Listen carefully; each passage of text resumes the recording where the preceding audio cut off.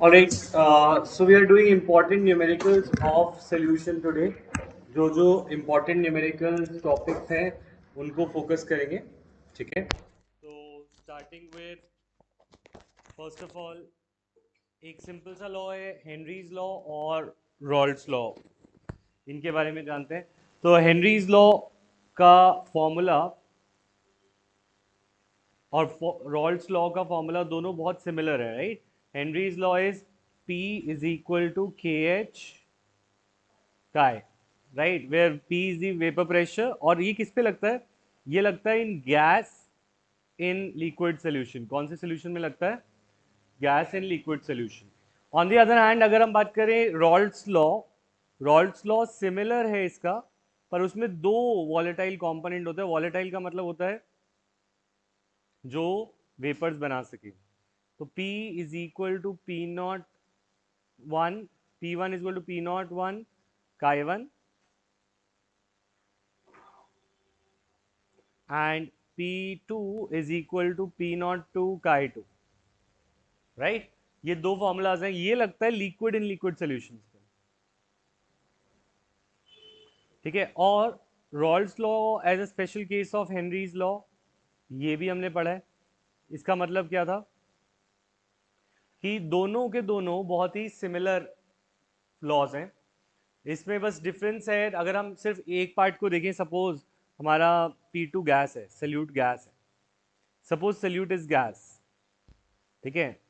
मतलब एक लिक्विड इतना वॉलेटाइल है कि वो गैस बन गया. अगर वो इतना वॉलेटाइल है कि वो गैस बन जाए, तो इसमें हम ये बोल सकते हैं कि अगर हम पी नॉट टू और के एच इसका इक्वल होगा, येस और नो, ठीक है. तो द पॉइंट इज कि Rawls law is a special case of Henry's law, ऐसा एक लाइन बुक में लिखी हुई है. तो हाँ, काय is the mole fraction of gas का, मोल फ्रैक्शन ऑफ सल्यूट, ठीक है. सल्यूट जो कम होता है, ठीक है, it is the mole fraction of salute. For example, अब इन दो लॉज में से अगर हम बात करें, ग्राफ भी इनके साथ साथ देखते जाते हैं, क्योंकि सोल्यूशन में कुछ भी आ सकता है, जरूरी नहीं है कि न्यूमेरिकल ही है. अब पी और के एच एक्स का ग्राफ, मोल फ्रैक्शन का ग्राफ लें, तो ये आएगा हमारा स्ट्रेट लाइन से, और इसकी जो स्लोप होगी that will be equal to Henry's law constant K H, right? ये वाली बात सबको क्लियर है? अच्छा, अच्छा, इसी के बेसिस पर अगर मैं बोलूं एट कांस्टेंट प्रेशर, अगर दो गैसेस हैं, अगर प्रेशर कांस्टेंट है and there are two gases A and B, और ए का के एच है के एच, और बी का है टू टाइम्स ऑफ द के एच ऑफ ए, ठीक है. तो हेनरीज लॉ कांस्टेंट, तो which is more soluble and why? Which is more soluble and why? तो द थिंग इज, ये समन क्यों ए?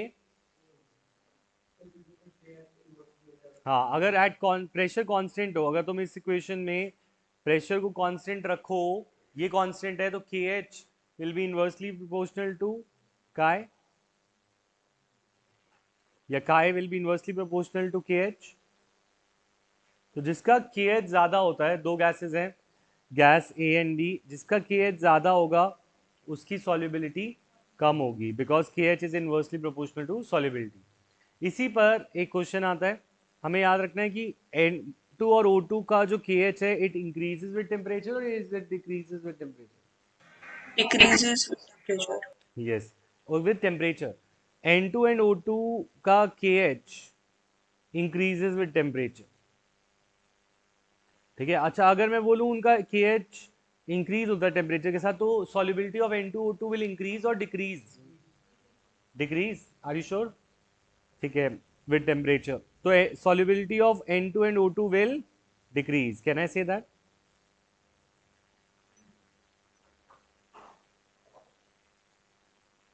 ठीक है. तो द थिंग इज, एजर्शन आ सकता है, aquatic species find it more comfortable in cold water. N2 और O2 का जो KH की वैल्यू है वो टेम्परेचर के साथ बढ़ती है, और टेम्परेचर KH बढ़ेगा टेम्परेचर के साथ, तो मोल फ्रैक्शन कम होगा, तो सॉल्युबिलिटी कम होगी, है ना. अच्छा, एजर्शन है कि हमारा aquatic animals find it more comfortable in cold water,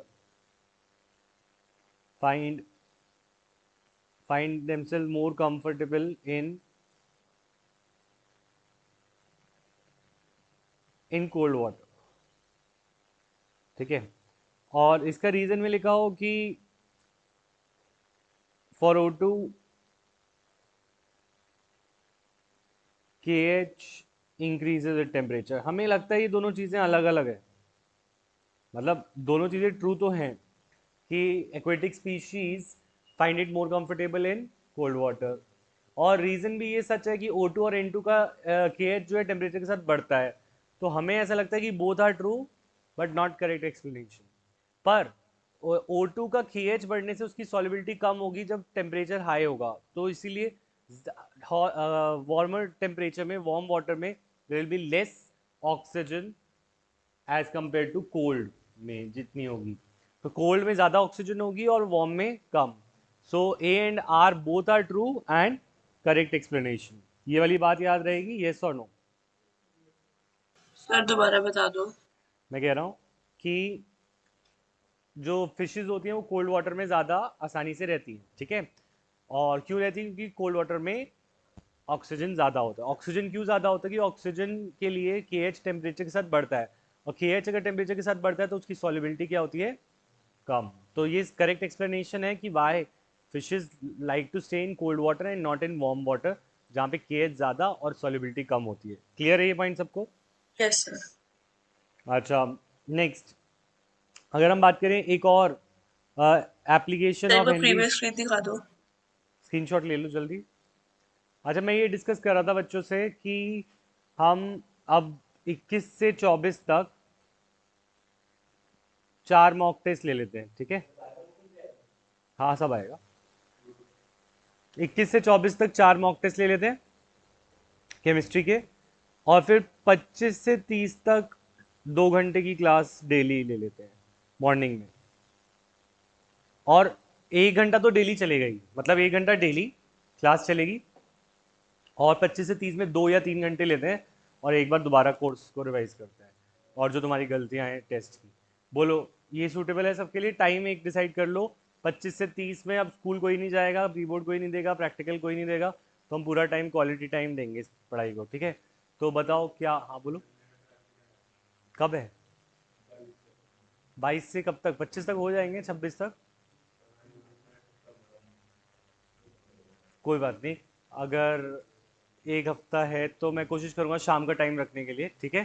शाम को तो आ जाएगा रिजीत, ठीक है? तो टाइम हम डिसाइड कर लेंगे। वैसे तो मोस्ट ऑफली 2 घंटे तुम्हें देने हैं बस, 25 से 30 में इतना कर लेंगे सब। और 21 से 24 तक 4 फुल टेस्ट। 4 फुल टेस्ट में सारी गलतियां पता चल जाएगी, कौन किस टॉपिक में वीक है वो तुम खुद एनालाइज कर लोगे, और फिर ज़्यादा ध्यान दोगे, ठीक है? फिर 30 के बाद तुम्हारी छुट्टी, उसके बाद तुम इंग्लिश पढ़ना, ठीक है?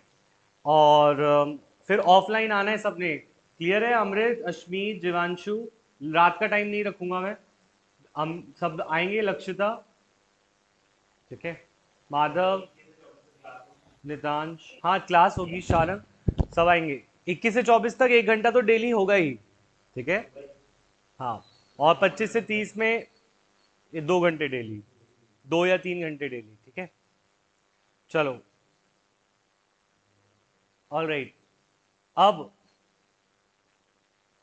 हम बात कर रहे हैं दूसरा लॉ, रॉल्स लॉ की बात करते हैं, ठीक है? थोड़ा सा इंपॉर्टेंट टॉपिक्स करें, थ्योरेटिकल तो हम एंड डेज में भी कर लेंगे, तो एप्लीकेशंस ऑफ हेनरीज लॉ बाद में कराऊंगा तुझे मंजूर, ठीक है? Raoult's law, P is equal to P1 is equal to P01 into Chi1, और P2 is equal to P02 into Chi2, right? तो इन दोनों के अंदर अगर हम इन दोनों को ऐड करते हैं, P1 plus P2, total P total आता है कितना? आता है P1 not Chi1 plus P02 Chi2, ठीक है? और P1 नॉट, इसको मैं लिख सकता हूँ 1 माइनस Chi2 प्लस, ये करना है ज़रूरी, कभी भी क्वेश्चन एमसीक्यू भी आ सकता है इससे कि विच एक्सप्रेशन इज करेक्ट, और तुम्हें डिराइव करना ही ना आता हो क्योंकि तुमने सोचा कि ये तो एमसीक्यू पेपर है, डेरिवेशन थोड़ी आएगी, तो फिर तो वहीं पे फंस जाओगे। तो P02 काइट, P1 को छोड़कर अगर मैं काई2 कॉमन ले लेता हूँ, प्लस काई2 P02 माइनस P01, ठीक है।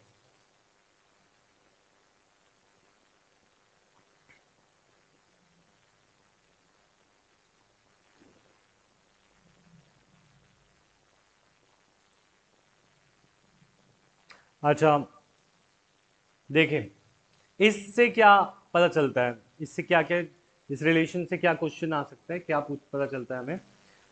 ऐसा बोला जा सकता है total pressure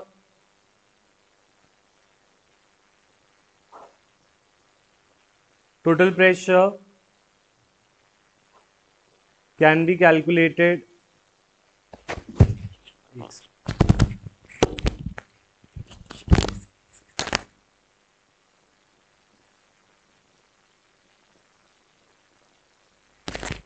yes, can be calculated using mole fraction of any one of the component, true or false, ठीक है। Can be related to mole fraction of any one of the component, ठीक है। और इससे एक बात और पता चल रही है, अगर हम इसको कंपेयर करें y is equal to C plus M X, नहीं एक्स एम यहाँ पे होगा, है ना।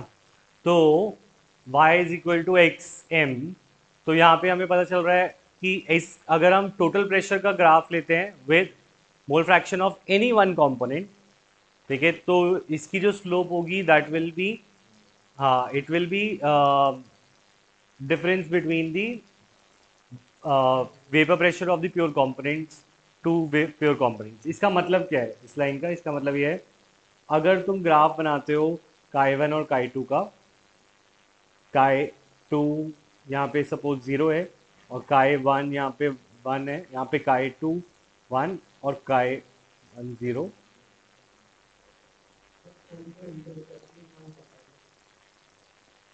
सी होता है ना इंटरसेप्ट,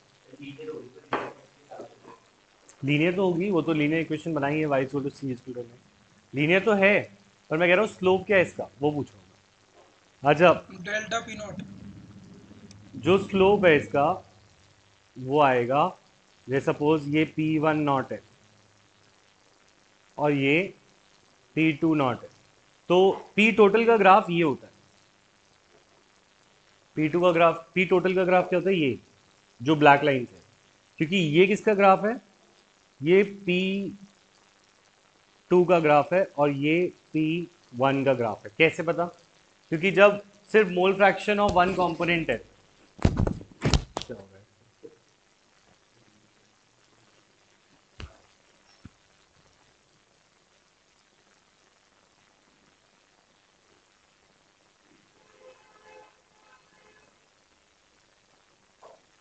अच्छा जब मोल fraction of just one component है काई 1, तो ग्राफ में क्या है, जब सिर्फ एक ही कंपोनेंट है काई 1, तो उसमें सिर्फ एक ही कंपोनेंट का वेपर प्रेशर होगा, that will B P1, yes और नो। और जब काई 2 सिर्फ काई 2 है तो सिर्फ P02 होगा, प्योर कंपोनेंट ऑफ 2। तो इन दोनों के केस में P1 का ग्राफ नीचे जाएगा, P2 का ग्राफ ऊपर जाएगा, और P टोटल ऊपर जाएगा या नीचे जाएगा वो डिपेंड करेगा कि P1 बड़ा है या P2, ठीक है। अगर अगर P1 बड़ा होगा तो स्लोप नेगेटिव होगी, है ना, और अगर P2 बड़ा होता, अगर सॉरी यहाँ पे फिर मैंने ग्राफ गलत बना दिया, x2 सही बनाया, सही सही बनाया, x2 0 है ना यहाँ पे, हाँ ठीक है। तो P1 P2 माइनस P1 अगर P1 बड़ा है तो स्लोप नेगेटिव है, देख रहे हो तुम, ठीक है। और अगर P1 बड़ा P2 बड़ा होता तो स्लोप पॉजिटिव होती, तो ये ग्राफ ऐसे जाता और वो P0 ऊपर होता। एनीवेज, बस ये ग्राफ का एक एक्सप्लेनेशन है कि ये ग्राफ कैसे बना है। ये क्लियर है सबको, येस और नो? सर अगर पॉजिटिव होगा तो कैसे जाएगा ग्राफ? ऐसा हो सकता है ग्राफ कि अगर दूसरा बड़ा हो तो ये छोटा और ये बड़ा, ऐसे, तब भी ये ऐसे नीचे जा रहा होगा और ये ऐसे नीचे जा रहा होगा, ठीक है ना। तो ये P1 नॉट छोटा, P2 नॉट बड़ा। तो अगर हम देख रहे हैं यहाँ पर तो स्लोप पॉजिटिव है P टोटल की। समझ में आया ग्राफ? हाँ बोलो। Yes sir. काई वन 1 से 0 जा रहा है, पर ये ग्राफ हमने काई 2 के साथ लिया है, तो यहाँ पे काई 2 0 है और काई 1 जैसे एक्सिस पे हमारा बढ़ती है ना वैल्यू, ठीक है। तो ये सबको क्लियर है रॉल्स लॉ का ग्राफ, यस और नो? अब इसमें हमें पता है ideal solution, non ideal solution. ये आइडियल सोल्यूशन का ग्राफ है, नॉन आइडियल सोल्यूशन होते हैं, एजियोट्रोप्स होते हैं और एटसेट्रा एटसेट्रा, वो सब हमें पता है, पर हम अभी नहीं कर रहे, हो हम भूल जाएंगे, ठीक है। वो तब करेंगे जब बोर्ड आएगा। अभी हम वो चीज़ें देख रहे हैं जो कंसेप्चुअल हैं, जो अब याद करने की दिमाग में ना लगे, अभी हम प्रैक्टिस कर सके जिस चीज़ को। ये कंसेप्ट समझ आ गया सबको, ठीक है। तो थ्योरेटिकल पार्ट में बाद में कराऊंगा इस चैप्टर का, अभी हम सिर्फ न्यूमेरिकल और कंसेप्चुअल पार्ट कर रहे हैं। क्लियर है? सर इससे क्वेश्चन कैसे आ सकता है? ग्राफ के बारे में कुछ भी पूछा जा सकता है कि जैसे what is the slope of this graph, graph बनाओ तो तुम्हें पता होना चाहिए स्लोप ऑफ ग्राफ दिस। तो ऑप्शन में होगा P02 माइनस P01 या P01 minus P02, P02 P01। तो तुम्हें पता होना चाहिए इक्वेशन से, पता ये ग्राफ इस इक्वेशन का है। क्लियर? कुछ भी पूछ सकते हैं ग्राफ से। अच्छा, जिसके पास मैथ्स नहीं है उसको भी थोड़ा थोड़ा समझना पड़ेगा ग्राफ को। एनीवेज, अब हम आते हैं नेक्स्ट टॉपिक पे, जो कंसेप्चुअल पार्ट है, that is relative lowering of vapour pressure. हाँ, तो बात यह है कि जब किसी बीकर में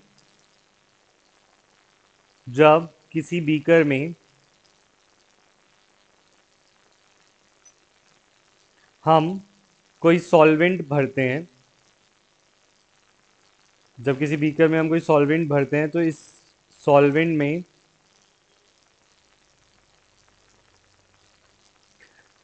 का वेपर प्रेशर पहले था P0, क्या था? P0। This is vapour pressure of pure solvent, vapour pressure of pure solvent. जैसे हमने इसमें सल्यूट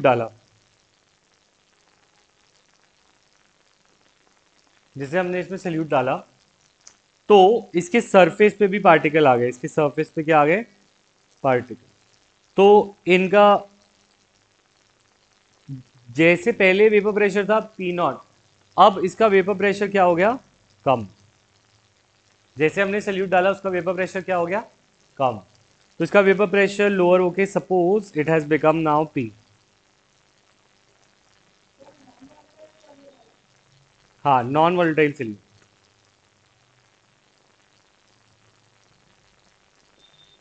ठीक है। तो यहाँ पे जो सल्यूट है वो वेपर नहीं बना रहा, तो it is a non volatile solute. अब कितना लोअरिंग हुई? लोअरिंग जो हुई वो हुई P0 minus P। Relative lowering जो हुई वो क्या हुई? चलो उसको हम डिराइव करते हैं। अब हेनरीज लॉ एक पे तो लगेगा ना, एक तो वॉलेटाइल लिक्विड है, कौन सा?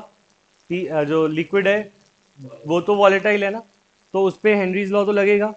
P is equal to P,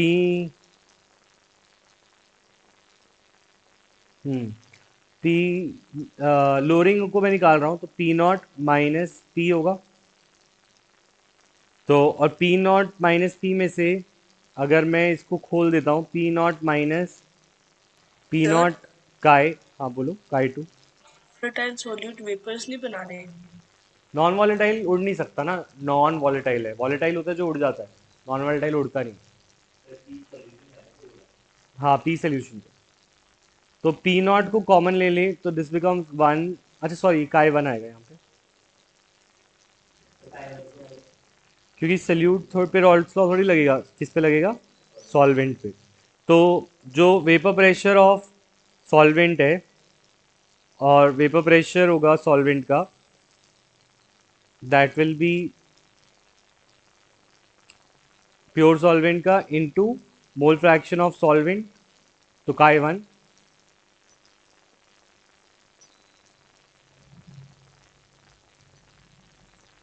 देखो मैं दोबारा समझा रहा हूं, पहले जब कोई सल्यूट नहीं था तो सॉल्वेंट का वेपर प्रेशर कितना था, पी नॉट, ठीक है। After non volatile solute was added, solution का कितना हो गया, अब ये सोल्यूशन बन गया है। After non volatile solute added, तो ये बन गया पी, क्या बन गया, पी, ठीक है। तो लोअरिंग कितनी हुई, पहले पी नॉट था और अब क्या हो गया, P, P not minus P हो गया लोअरिंग, ठीक है। अच्छा, अप्लाइंग रॉल्ट्स लॉ, रॉल्ट्स लॉ के अकॉर्डिंग पी नॉट, पी का फॉर्मूला क्या होता है, पी नॉट इंटू काय वन होगा, क्योंकि सॉल्वेंट का वेपर प्रेशर सॉल्वेंट के मोल फ्रैक्शन पे डिपेंड करेगा, और सल्यूट का वन पे डिपेंड करता है और टू का टू पे, और यहाँ पे किसका है, सल्यूट टू है और सॉल्वेंट वन को लिया है। तो तुम बताओ ये जो वेपर प्रेशर है ये सल्यूट का है या सॉल्वेंट का, सॉल्वेंट का। तो हमने सॉल्वेंट का मोल फ्रैक्शन यहाँ पे रखा, पर जब हमने पी नॉट कॉमन लिया तो ये बन गया one minus chi one, and this became काय टू। मतलब लोअरिंग जो होती है वो मोल फ्रैक्शन ऑफ सल्यूट पे डिपेंड करती है, समझ में आ रही है बात, क्योंकि जब पी नॉट हमने कॉमन लिया तो वन माइनस काय टू हो गया, वन माइनस काय वन होता है काय टू। तो अगर मैं बोलूँ lowering is directly proportional to, और तुम्हारे को ऑप्शन दे रखे हो मोल फ्रैक्शन ऑफ सॉल्वेंट या मोल fraction of salute, directly proportional किसके है, सॉल्यूट के। देखो ये तो बता रहा हूँ कि यहाँ पर हमारे पास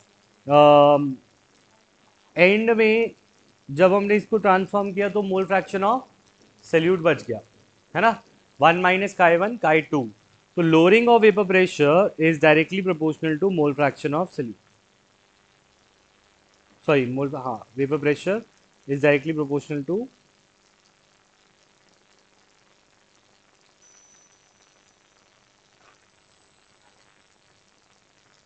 मोल फ्रैक्शन ऑफ सल्यूट, ठीक है।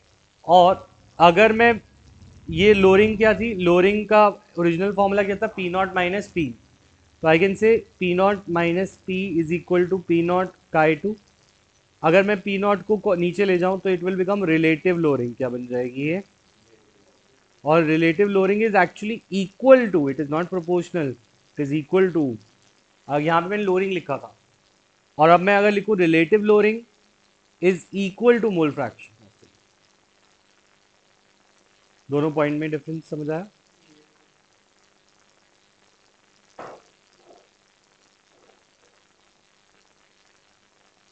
Is this clear everyone, yes और no, please tell me. Sir last point दोबारा बता दो। मैं कह रहा हूँ जैसे लोअरिंग जो थी पी नॉट माइनस पी थी ना, यहीं से शुरुआत करी थी खुशी, यस सर। तो P not minus P is equal to P naught chi two आया था। पी नॉट को अगर मैं नीचे ले जाऊं, ये लोअरिंग और ये ओरिजिनल के रिस्पेक्ट में, कोई भी चीज़ अगर ओरिजिनल के रिस्पेक्ट में करी जाए तो उसको हम बोलते हैं रिलेटिव। तो P not minus P upon P nought is the relative lowering, और relative lowering is equal to chi two is the mole fraction of solute. Is this now clear everyone, yes sir. ठीक है। तो next,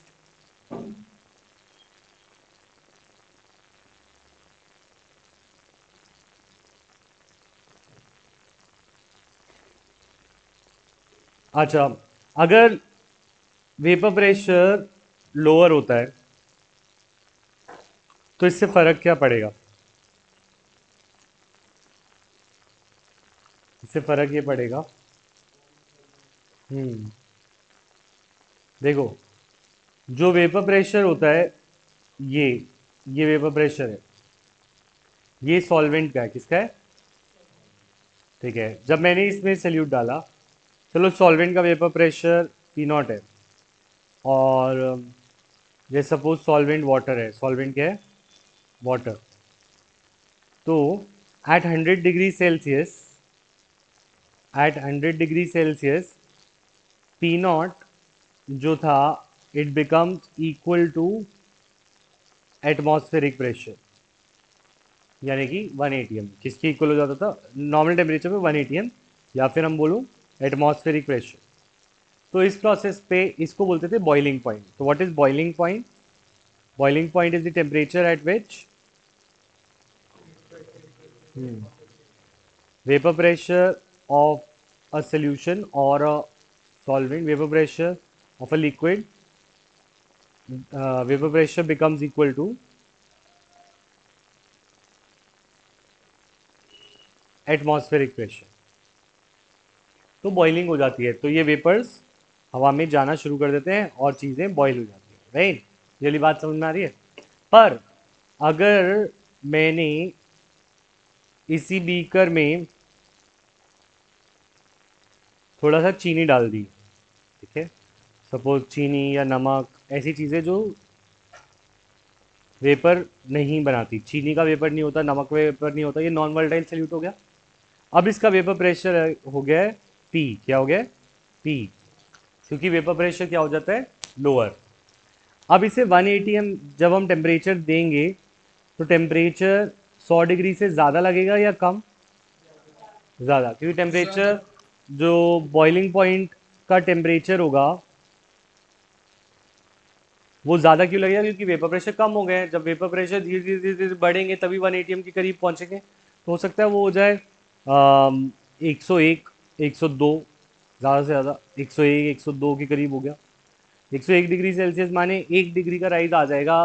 suppose अगर हमने चीनी डाली तो उसके वेपर्स कम बनेंगे वाटर के, तो वाटर के वेपर कम बनेंगे तो 1 atm तक मुश्किल तक पहुंचेंगे, और मुश्किल तक पहुंचेंगे तो उसको और ज़्यादा टेम्परेचर लगेगा, 1-2 डिग्री का या 0.5 डिग्री का भी फर्क हो सकता है। तो this is called elevation of boiling point. This is called, देखो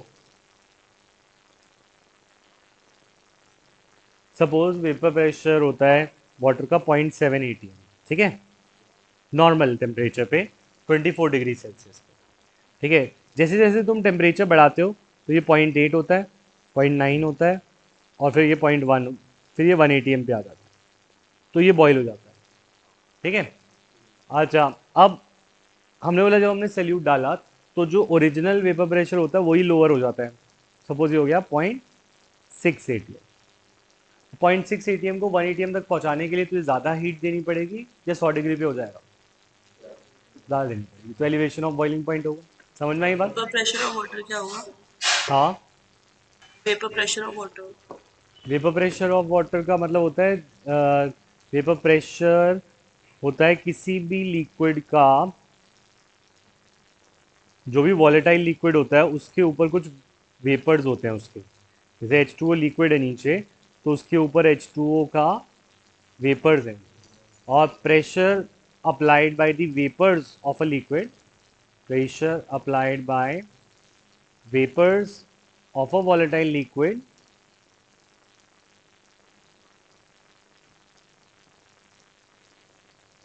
just above the surface is called vapor pressure।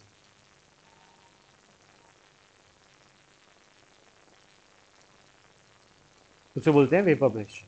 तो वाटर का वेपर प्रेशर होता है, और वो वेपर प्रेशर अभी हमने देखा था लोअर हो जाता है। रॉल्ट्स लॉ में देखा था कि जब हम नॉन वोलेटाइल सॉल्यूट डालते हैं तो वेपर प्रेशर लोअर हो जाता है। लोअरिंग हमने कैलकुलेट भी करी थी, मोल फ्रैक्शन के इक्वल भी आई थी। येस और नो खुशी? Yes sir. तो जब वेपर प्रेशर लोअर हो जाएगा तो 1 atm प्रेशर तक पहुंचने के लिए उसको टाइम लगेगा, ठीक है, इसीलिए बॉइलिंग देर से होगी। ऑन दी अदर हैंड एक लिक्विड है, इसे थोड़ा सा समझना मुश्किल होता है पर समझना ज़्यादा ज़रूरत नहीं है अभी। देखो ये आइस है, आइस का जो फ्रीजिंग पॉइंट होता है, आइस का क्या होता है? फ्रीजिंग पॉइंट होता है 0 डिग्री सेल्सियस। 0 डिग्री सेल्सियस पे आइस और वाटर एक दोनों इक्विलिब्रियम में आ जाते हैं, मतलब पानी आइस बन पाती है, आइस वाटर बन पाती है। तो इस प्रोसेस में हम बोलते हैं freezing point is the temperature at which freezing point is temperature at which vapor pressure of solid, vapor pressure जो solid का है becomes equal to vapor pressure of solvent, becomes equal to vapor pressure of solvent. ठीक है, ice का कुछ vapour pressure होगा water का, ये उल्टा लिख दिया मैंने, vapour pressure of liquid becomes equal to vapour pressure of solid, frozen solvent, liquid या solvent becomes equal to vapour pressure of the frozen solvent. ठीक है, मतलब हम ये कह रहे हैं जैसे आइस का कुछ वेपर प्रेशर होगा, ठीक है, आइस का वेपर प्रेशर ऑब्वियसली वाटर के वेपर प्रेशर से कम होगा। वाटर जल्दी वेपर बनते होंगे, आइस तो कम वेपर बनते होंगे, यस और नो, पर आइस के भी वेपर्स बनते होंगे डायरेक्ट थोड़े से हल्के से। तो वेपर प्रेशर आइस का भी है और वाटर का भी है। अब वाटर कब फ्रीज होता है? जब वाटर का वेपर प्रेशर आइस के वेपर प्रेशर के इक्वल हो जाता है। ठीक है, तो वाटर का वेपर प्रेशर जब आइस के वेपर प्रेशर के इक्वल हो जाए तो उसे हम क्या बोलते हैं? Freezing point. ये वाली बात समझ में आई है सबको, यस और नो? Yes sir. तो अब जब हम नॉन वॉलेटाइल सॉल्यूट डालते हैं तो वेपर प्रेशर डिप्रेस हो जाता है, क्या हो जाता है? कम हो जाता है। ठीक है, तो वेपर प्रेशर कम होने की वजह से तुम इसको ग्राफ से समझोगे तो समझ आएगा, क्योंकि यहाँ पे नेगेटिव पॉजिटिव वाली बात भी आ जाती है। देखो, फ्रोजन ये है हमारा सॉल्वेंट का वेपर प्रेशर, ये किसका वेपर प्रेशर है? सॉल्वेंट। ठीक है, और ये हमारा वेपर प्रेशर है फ्रोजन सॉल्वेंट का, ये किसका वेपर प्रेशर है? Frozen solvent. ये जहाँ पे इक्वल हो जाते हैं वो हमारा क्या कहलाता है? Freezing point. तो फ्रीजिंग पॉइंट है यहाँ पे ये, जैसे 273 केल्विन, ठीक है ना, 273 kelvin is the freezing point of water. अब जब हम सॉल्वेंट में सल्यूट डालते हैं तो वो सोल्यूशन बन जाता है, यस और नो? और सोल्यूशन का जो वेपर प्रेशर होगा वो सॉल्वेंट से हमेशा क्या रहेगा? कम, क्योंकि तुमने खुद बोला था जब सल्यूट सॉल्वेंट का वेपर प्रेशर ज़्यादा होता है पर सोल्यूशन का वेपर प्रेशर क्या होता है? कम होता है। तो सॉल्वेंट की लाइन ऊपर होगी और सोल्यूशन की नीचे होगी। तो अगर सॉल्वेंट इस टेम्परेचर पर इक्वल होता था फ्रोजन सॉल्वेंट के, तो सोल्यूशन इस टेम्परेचर पे होगा, यस और नो? तो there will be always a depression in freezing point. क्या होगा? फ्रीजिंग पॉइंट हो जाएगा कम, डिप्रेशन इन फ्रीजिंग पॉइंट। हाँ, डिप्रेशन का मतलब है लोअरिंग, है ना, डिप्रेशन का मतलब लोअरिंग। ये जो गैप है this is delta T F, ठीक है। ऐसे ही graph elevation of boiling point का भी बनता है। ये वाला ग्राफ समझ आया सबको, यस और नो? अच्छा, एलिवेशन ऑफ बॉइलिंग पॉइंट का भी ग्राफ बना लेते हैं। इधर है, हाँ, वेपर प्रेशर। अच्छा, ऐसे ग्राफ बॉइलिंग पॉइंट का भी बनता है। इसमें क्या होता है? देखो, 1 एटीएम प्रेशर इज फिक्स्ड, ये तो फिक्स्ड है एक टेम्परेचर पे जहाँ पे बॉइलिंग होती है, ठीक है। अच्छा, ये सॉल्वेंट का वेपर प्रेशर है और सोल्यूशन का वेपर प्रेशर की लाइन इसके नीचे होगी ऑब्वियसली। वो टेम्परेचर जिस पे vapour pressure of solvent becomes equal to 1 ATM वो होगा बॉइलिंग पॉइंट ऑफ सॉल्वेंट।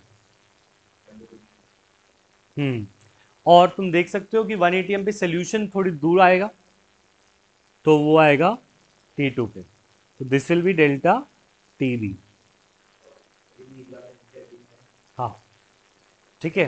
तो यहाँ पे ये T1 था इस ग्राफ में, ये T1 था और ये नहीं, इसमें ये T1 था और ये T2, ठीक है। तो सॉल्वेंट वाला T1 और सोल्यूशन वाला T2। यहाँ पर एक गलती जो बच्चे कर लेते हैं वो यहाँ पे ये याद रखना है, जो डेल्टा टी भी है वो होता है T2 minus T1, but delta TF जो होता है that is T1 minus T2, मतलब हमेशा बड़े में से छोटा करना है, ये उल्टा है। पर दोनों के दोनों एलिवेशन ऑफ बॉइलिंग पॉइंट और डिप्रेशन ऑफ फ्रीजिंग पॉइंट, दोनों के दोनों प्रॉपर्टीज हमने पाया कौन सी कंसंट्रेशन टर्म से डायरेक्टली प्रोपोर्शनल थे, मोलैलिटी से। और मोलैलिटी अगर हमें इक्वल करना है तो एक कांस्टेंट लगाना पड़ेगा, तो डेल्टा टी एफ के केस में वो बनेगा के एफ और डेल्टा टी बी के केस में वो बनेगा के बी। हाँ, सॉल्वेंट के एफ इज इक्वल टू के एफ के बी, सॉरी के बी इज इक्वल टू के बी एम। मोलैलिटी का फॉर्मूला होता है W2 into 1000 upon M2 into W1, ठीक है। तो हम ये फॉर्मूला पुट करके दोनों के फॉर्मूले में K B into 1000 into W2 upon M2 by M1 W1 कर सकते हैं। इसका जो के एफ होता है, के एफ को बोलते हैं क्रायोस्कोपिक कांस्टेंट और फ्रीजिंग पॉइंट कांस्टेंट, और के बी को बोलते हैं बॉइलिंग पॉइंट कांस्टेंट या इबुलियोस्कोपिक कांस्टेंट।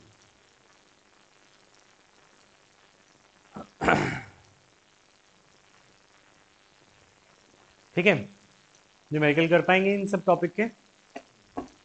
लास्ट है ऑस्मोटिक प्रेशर। आज कंसेप्ट सिखा रहा हूँ तो मैं घर के लिए न्यूमेरिकल दे रहा हूँ, कल न्यूमेरिकल कराऊंगा, ठीक है। कल भी 10 बजे, परसों भी 10 बजे। और आज सॉलिड स्टेट का टेस्ट देना है सबने, कल है नहीं आज दे दो ना, और चलो कल सुबह दे दियो, ठीक है। पर सॉलिड स्टेट का टेस्ट आज या कल तक कंप्लीट हो जाए, और फिर बताओ कल कौन सा टेस्ट दोगे। ग्रुप 17-18 को कंबाइन कर लेता हूँ, ठीक है, क्योंकि अलग अलग करने की जरूरत नहीं है उसको। सोल्यूशन तो जब कंप्लीट करूंगा सोल्यूशन के बाद होगा ना, ठीक है। तो आज और कल में हम सॉलिड स्टेट और फिर ग्रुप 17-18 कंबाइन। हाँ, आज क्या है, फ्राइडे, ठीक है। फ्राइडे सैटरडे ये, सैटरडे संडे ये, और अपना मंडे से शुरू करते हैं 22 से। मंडे 22 को मॉक टेस्ट 1, ठीक है। फिर मॉक टेस्ट 2 23 को, 24 और 25 है ना, 24 तक 3 ले लेते हैं। फिर एक और बार प्रैक्टिस करके फिर एक बाद में ले लेंगे। सोल्यूशन तो फिर बाद में देखते हैं, वो बीच में ले लेंगे कभी। ये मॉक 1 2 3 3 मॉक टेस्ट पहले करते हैं, फिर 29 और 30 को 2 मॉक टेस्ट और ले लेंगे, ठीक है। ऐसे कर लेंगे। तो ठीक है, आज सॉलिड स्टेट हो जाएगा ना सबका टेस्ट 2 बजे के बाद। सर मैं ग्रुप ग्रुप 16 दूंगी आज। ग्रुप 16 तो काफ़ी टाइम हो गया, ठीक सर है। जिस 16। हाँ टाइम हो गया दिए हुए, अब 2 दिन हो गए उसको। अब आज अगर शाम को ग्रुप वो डिस्कशन होगी मॉक टेस्ट की तो मैं मैसेज कर दूंगा 8:30 बजे, नहीं तो कल कर लेंगे, ठीक है। अब आगे बढ़ते हैं, ऑस्मोटिक प्रेशर कंप्लीट करते हैं पहले टॉपिक।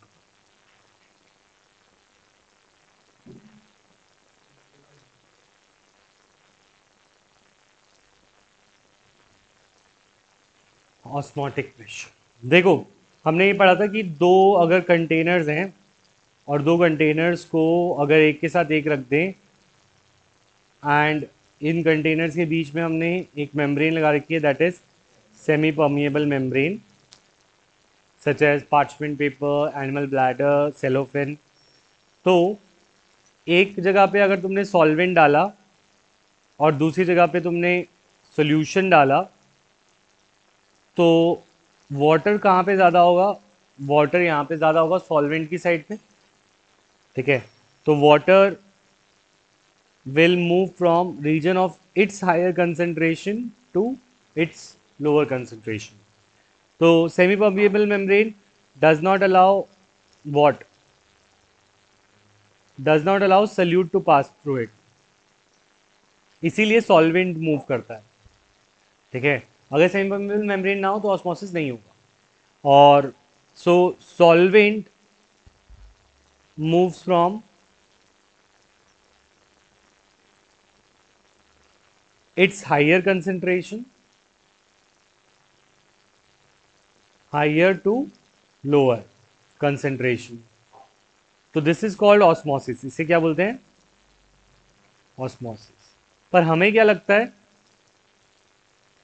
कि सॉल्वेंट मूव कर रहा है, ठीक है, पर वो यहाँ पे बात करें तो सोल्यूशन की कंसेंट्रेशन यहाँ पे कम है। हाँ, मैं वही तो समझा रहा हूँ, सुन लो इधर। लेस सोल्यूशन की कंसेंट्रेशन इस साइड है और इस साइड पे मोर सोल्यूशन कंसेंट्रेशन। सोल्यूशन की कंसेंट्रेशन सोल्यूट से देखी जाती है।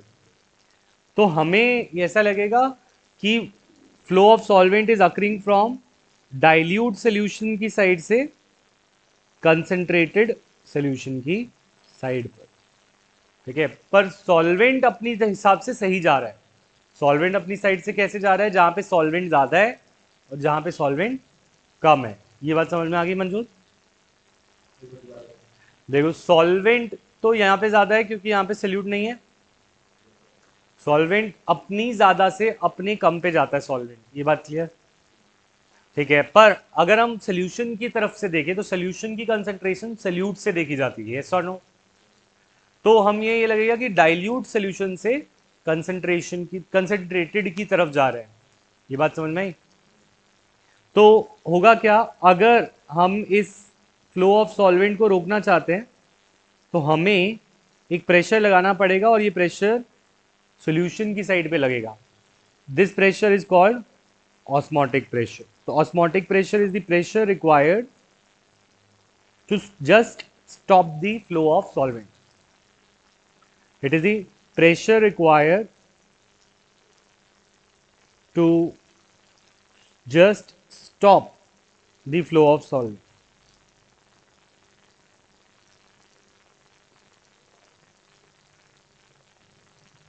ठीक है। और ऑस्मोटिक प्रेशर, ठीक है, अगर हमने प्रेशर अप्लाई किया लेस देन ऑस्मोटिक प्रेशर तो ऑस्मोसिस विल अकर। क्या अकर करेगा? अगर प्रेशर इक्वल टू पाई लगाया तो ऑस्मोसिस जस्ट स्टॉप्स। ऑस्मोसिस क्या हो जाता है? स्टॉप। अगर हमने यहाँ पे पी लगेगा, वैसे ये पी होगा, और पी अगर ग्रेटर देन पाई लगा दूं तो रिवर्स ऑस्मोसिस आरओ हो जाएगा, ठीक है। रिवर्स ऑस्मोसिस होने पर वापस से जो गंदी साइड है उससे साफ साइड पे पानी जाएगा। Osmotic pressure is another colligative property, क्योंकि तुम जितना सल्यूट डालोगे उतनी ज़्यादा होगी। कॉलिगेटिव प्रॉपर्टीज होती क्या है? जो सल्यूट पे डिपेंड करती है, नेचर पे डिपेंड नहीं करती, उसके अमाउंट पे करती है। तो ऑस्मोटिक प्रेशर भी एक ऐसी प्रॉपर्टी है और वो कौन सी कंसंट्रेशन टर्म से डायरेक्टली प्रोपोर्शनल है? मोलैरिटी। और इसको इक्वल करने के लिए भी need gas constant and temperature. Pi का फॉर्मूला क्या आता है? CRT। बहुत सिंपल डायरेक्ट क्वेश्चन है, सॉल्यूशन की कोई ज़्यादा डिफिकल्टी नहीं है। सॉलिड के क्वेश्चन होते थे जो डिफिकल्ट होते थे क्योंकि उनमें कुछ हर एक क्वेश्चन का अलग ही टाइप था। यहाँ पे तो हमें पता है सारे फॉर्मूला सेम है, ज़्यादा कोई प्रॉब्लम आएगी नहीं। तो तुम बैक एक्सरसाइज की क्वेश्चन करके आओगे इन टेक्स्ट और एग्जाम्पल्स। वैन हॉफ फैक्टर, जिस भी क्वेश्चन में डिसोसिएशन एसोसिएशन लिखा है वो छोड़कर, क्योंकि डिसोसिएशन एसोसिएशन और आयनिक सॉल्ट्स वाले क्वेश्चन वैन हॉफ के होते हैं, उनको छोड़कर जो भी क्वेश्चन तुम्हें इन टेक्स्ट एग्जाम्पल में मिलेंगे वो सारे करके आओगे। एबनॉर्मल मोलर मास से पहले वाले सारे क्वेश्चन डन होने चाहिए, ठीक है। कल ना मैं डाउट्स लूंगा ऑस्मोटिक प्रेशर के, डिफिकल्ट क्वेश्चन पूछ लोगे तो सॉल्व हो जाएंगे, नहीं पूछोगे तो वो चलते जाएंगे तुम्हारे साथ टर्म 1 में, ठीक है। ऑल राइट, बाय क्लास, कल 10 बजे।